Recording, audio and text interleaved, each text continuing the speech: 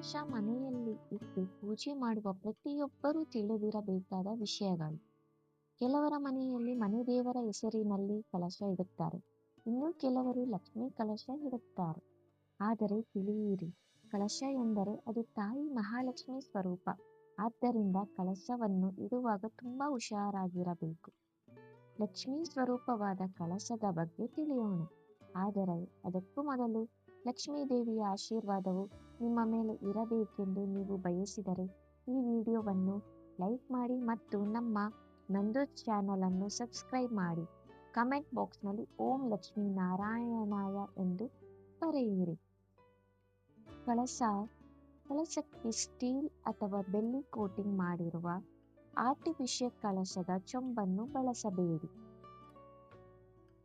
ಕಳಶಕ್ಕೆ ತಾಮ್ರ, ಹಿತ್ತಾಳೆ, ಬೆಳ್ಳಿ ಚೊಂಬುಗಳು ತುಂಬಾ ಶ್ರೇಷ್ಠ. ನಿಮಗೆ ಯಾವುದು ಅನುಕೂಲ, ನಿಮಗೆ ಶಕ್ತಿಗೆ ಅನುಗುಣವಾಗಿ ಇಟ್ಟು ಪೂಜೆ ಮಾಡುವುದು ಉತ್ತಮ.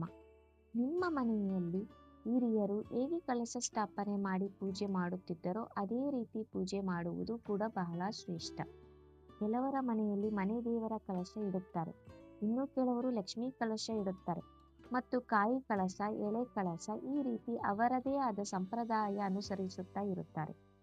ನಿಮ್ಮ ಮನೆಯಲ್ಲಿ ಲಕ್ಷ್ಮೀ ಕಳಶ ಇಡುವುದಾದರೆ ಕಳಶಕ್ಕೆ ಮಾಂಗಲ್ಯ ಹಾಕುವುದು ಬಹಳ ಒಳ್ಳೆಯದು. ಇಲ್ಲದಿದ್ದರೆ ಅರಿಶಿಣದ ಕೊಂಬನ್ನಾದರೂ ಕಟ್ಟಬೇಕು, ನೆನಪಿಡಿ. ಕಲಶವನ್ನು ಯಾವುದೇ ಕಾರಣಕ್ಕೂ ನೆಲದ ಮೇಲೆ ಇಡಬೇಡಿ. ಒಂದು ತಟ್ಟೆಗೆ 3 ಇಡಿ 5 ಇಡಿ ಅಕ್ಕಿ ಹಾಕಿ ಅದಕ್ಕೆ ಅರಿಶಿಣ ಕುಂಕುಮ ಹಾಕಿ ಉಂಗುರದ ಬೆರಳಿನಿಂದ ಅಷ್ಟದಳದ ಕಮಲ ಬಿಡಿಸಿ ಅದರ ಮೇಲೆ ಕಲಶ ಸ್ಥಾಪನೆ ಮಾಡುವುದು ತುಂಬಾ ಶ್ರೇಷ್ಠ.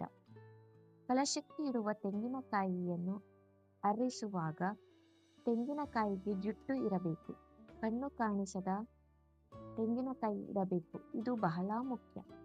ಕಳಶಕ್ಕೆ ವೀಳ್ಯದೆಲೆ ಅಥವಾ ಮಾವಿನ ಎಲೆ ಯಾವುದಾದರೂ ಇಡಬಹುದು, ಆದರೆ ಎಲೆ ಹರಿದಿರಬಾರದು, ತೂತಾಗಿರಬಾರದು. ಎಲೆಗಳು ಒಂದೇ ಅಳತೆಯಲ್ಲಿರಬೇಕು.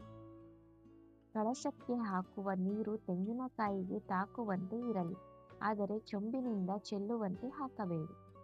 ಕಳಶಕ್ಕೆ ಶುದ್ಧವಾದ ಚೊಂಬನ್ನು ಇಡಬೇಕು.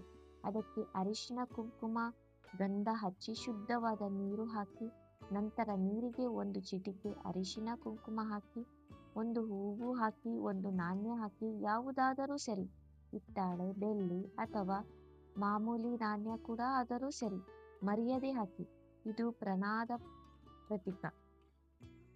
ಇನ್ನು ಕೆಲವರು ಕವಡೆ, ಗೋಮುತಿ, ಚಕ್ರ, ಕಮಲದ ಬೀಜ ಇತ್ಯಾದಿ ಹಾಕುತ್ತಾರೆ, ಆದರೆ ಇದು ಹಬ್ಬ ಹರಿದಿನಗಳಲ್ಲಿ ಹಾಕಿದರೆ ಸಾಕು. ಕಳಶ ಪ್ರತಿಷ್ಠಾಪನೆ ಮಾಡಿದ ಮೇಲೆ ಪದೇ ಪದೇ ಮುಟ್ಟುವುದು, ಹೂವು ಸರಿಪಡಿಸುವುದು ಮಾಡಬೇಡಿ.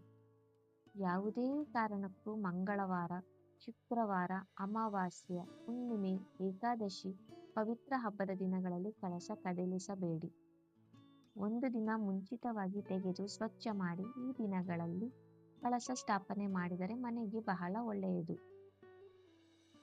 ಕಳಶ ಕದಲಿಸುವಾಗ 3 ಸಲ ಬಲಕ್ಕೆ ಸರಿಸಿ ನಂತರ ತೆಗೆಯಬೇಕು. ಕಳಶ ಕದಲಿಸಿದ ಮೇಲೆ ನೀರನ್ನು ತೆಂಗಿನ ಮರ, ತುಳಸಿ ಗಿಡಕ್ಕೆ ಹಾಕಿ ಯಾರು ತುಳಿಯಬಾರದು. ಈ ಎಲ್ಲಾ ನಿಯಮಗಳನ್ನು ಪಾಲಿಸಿ ಮನೆಯಲ್ಲಿ ಕಳಶವನ್ನು ಇಟ್ಟರೆ ಮಹಾಲಕ್ಷ್ಮಿ ತಾಯಿ ಸದಾ ಮನೆಯಲ್ಲೇ ಇದ್ದು ಸಂಪತ್ತು, ಸಮೃದ್ಧಿ, ಆರೋಗ್ಯ, ಭಾಗ್ಯ ಕೊಟ್ಟು ಕರುಣಿಸುತ್ತಾಳೆ. ನಿಮಗೆ ಅಷ್ಟೈಶ್ವರ್ಯ ಲಭಿಸುತ್ತದೆ.